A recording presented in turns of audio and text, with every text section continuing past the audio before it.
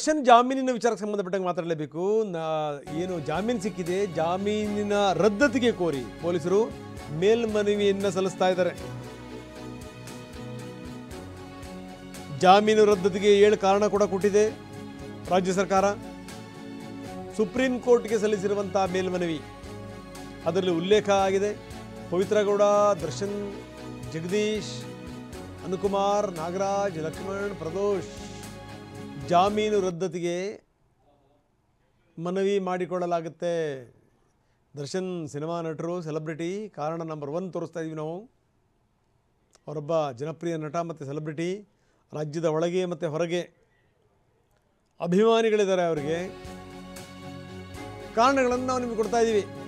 ಹಿಂಗಾಗಿರೋ ಅಂತಂದರೆ ಅವರು ಸಾಕ್ಷಿಗಳನ್ನು ತಿರುಚಿ ಬಿಡಬಹುದು.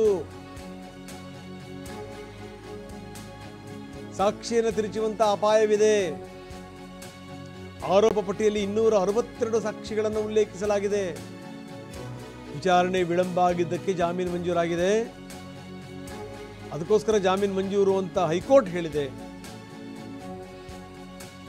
ಹೈಕೋರ್ಟ್ನ ಈ ಅಭಿಪ್ರಾಯ ಅವಸರದಿಂದ ಕೂಡಿದೆ. ರೇಣುಕಾಸ್ವಾಮಿಯನ್ನ ಬಲವಂತವಾಗಿ ಎತ್ತಕೊಂಬಂದಿರೋದು, ಅವನಿಗೆ ಹೊಡೆದಿರೋದು, ಇದು IPC ಸೆಕ್ಷನ್ 364 ಅಡಿ ಅಪರಾಧ. ಅದನ್ನು ಹೈಕೋರ್ಟ್ ಪರಿಗಣಿಸಿಲ್ಲ. ಲಭ್ಯ ಸಾಕ್ಷಿಯ ದಾಖಲೆ ಪರಿಗಣಿಸದೆ ಜಾಮೀನನ್ನು ನೀಡಲಾಗಿದೆ. ಈ ರೀತಿ 7 ಕಾರಣಗಳನ್ನು ಸರ್ಕಾರ ಕೊಡ್ತಾ ಇದೆ. ಸತ್ರ ನ್ಯಾಯಾಲಯದಲ್ಲಿ ಪ್ರಕರಣದ ಆರೋಪ ನಿಗದಿ ಹಂತಕ್ಕೆ ಬಂದಿಲ್ಲ. ಇನ್ನೂ ಕಾರಣ 2 ನಾವು ತೋರಿಸ್ತಾ ಇದ್ದೀವಿ.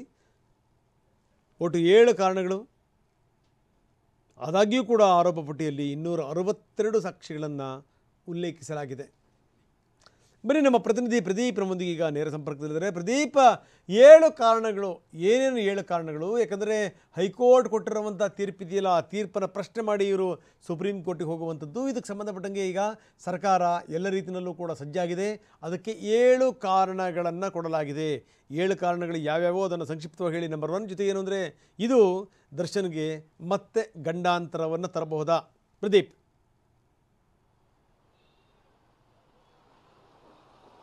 ಖಂಡಿತ ರಂಗನಾಥ್. ಯಾಕಂತ ಹೇಳಿದ್ರೆ ಈಗ ರೇಣುಕಾಸ್ವಾಮಿ ಹತ್ಯೆ ಪ್ರಕರಣದಲ್ಲಿ ಸದ್ಯ ಹೈಕೋರ್ಟಿಂದ ಜಾಮೀನು ಪಡೆದಿರುವಂತಹ ದರ್ಶನ್ ಈಗ ಅರೆಸ್ಟ್ನಲ್ಲಿದ್ದಾರೆ. ಆದರೆ ಇದೇ ವೇಳೆ ಸುಪ್ರೀಂ ಕೋರ್ಟ್ಗೆ ಸೋಮವಾರವಷ್ಟೇ ಮೇಲ್ಮನವಿಯನ್ನು ಪೊಲೀಸರು ಸಲ್ಲಿಸಿರುವಂಥದ್ದು. ಅದಕ್ಕೆ ತಕ್ಕಂತೆ 2 ಕೌನ್ಸಿಲ್ಗಳನ್ನು ಸಹ ನೇಮಕವನ್ನು ಸಹ ರಾಜ್ಯ ಸರ್ಕಾರ ಮಾಡಿದೆ.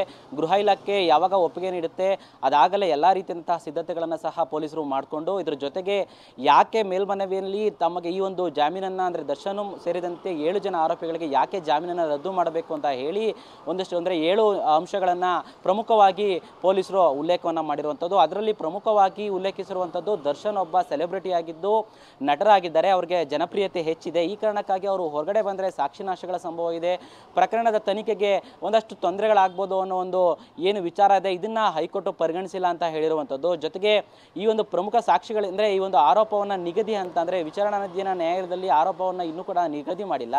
ಈ ವೇಳೆ ಪ್ರತ್ಯಕ್ಷ ಸಾಕ್ಷಿಗಳೇನಿದೆ ಆ ಪ್ರತ್ಯಕ್ಷ ಸಾಕ್ಷಿಗಳಲ್ಲಿ ಪ್ರತ್ಯಕ್ಷ ಸಾಕ್ಷಿಗಳು ಸಹ ಇದ್ದಾವೆ. ಅವರ ಹೇಳಿಕೆಗಳಿಗೂ ಸಹ ದಾಖಲಾಗಿದೆ. ಇದು ಯಾವುದನ್ನು ಸಹ ಹೈಕೋರ್ಟ್ ಪರಿಗಣಿಸಿಲ್ಲ. ಇದ್ರ ಜೊತೆಗೆ ಇನ್ನೊಂದಷ್ಟು ಕಾರಣಗಳನ್ನು ಸಹ ನೀಡಿರುವಂಥದ್ದು. ಪ್ರಮುಖವಾಗಿ 7 ಕಾರಣಗಳೇನಿದೆ, 7 ಕಾರಣಗಳನ್ನು ನೀಡಿರುವಂಥದ್ದು ರಾಜ್ಯ ಸರ್ಕಾರ. ಹೀಗಾಗಿ ಹೈಕೋರ್ಟ್ನಲ್ಲಿ ಏನು ಅಂಶಗಳನ್ನು ಉಲ್ಲೇಖನವನ್ನು ಮಾಡಿ ಅವರಿಗೆ ಜಾಮೀನು ನೀಡಿದ್ದಾರೆ. ಅದ್ರ ಜೊತೆಗೆ ಏನು ಅರೆಸ್ಟ್ ಗ್ರೌಂಡಲ್ಲಿ ಜಾಮೀನನ್ನು ಹೈಕೋರ್ಟ್ ನೀಡಿತ್ತು, ಅರೆಸ್ಟ್ ಗ್ರೌಂಡ್ ವಿಚಾರವಾಗೂ ಸಹ ಒಂದಷ್ಟು ಅಂಶಗಳನ್ನು ಏನು ಕಾನೂನಿನ ಪ್ರಕಾರ ಏನಿದೆ ಅಂದರೆ ಹೈಕೋರ್ಟ್ನ ಆದೇಶದ ವಿರುದ್ಧ ಹೈಕೋರ್ಟ್ನ ಅಂಶಗಳಿಂದ ಅದರ ವಿರುದ್ಧವಾಗಿ ಅವ್ರನ್ನ ಬಂಧಿಸಲಾಗಿದೆ. ಅವ್ರಿಗೆ ಕಾರಣಗಳನ್ನು ನೀಡಿಲ್ಲ, ಕಾರಣಗಳನ್ನು ಕೊಟ್ಟಿಲ್ಲ ಆರೋಪಿಗಳಿಗೆ ಅಂತ ಹೇಳಿ ವಾದವನ್ನು ಮಂಡಿಸಿದ್ರು. ಆದರೆ ಸಾಮಾನ್ಯ ಕಾರಣಗಳನ್ನು ನೀಡಿದರೆ ಸಾಕು ಅನ್ನೋ ಒಂದು ಆದೇಶ ಏನಿದೆ ಇದೆಲ್ಲವನ್ನು ಸಹ ಉಲ್ಲೇಖಿಸಿ ಪೊಲೀಸರು ರಾಜ್ಯ ಸರ್ಕಾರ ಸುಪ್ರೀಂ ಕೋರ್ಟ್ಗೆ ಮೇಲ್ಮನವಿ ಸಲ್ಲಿಸಿದ್ದು.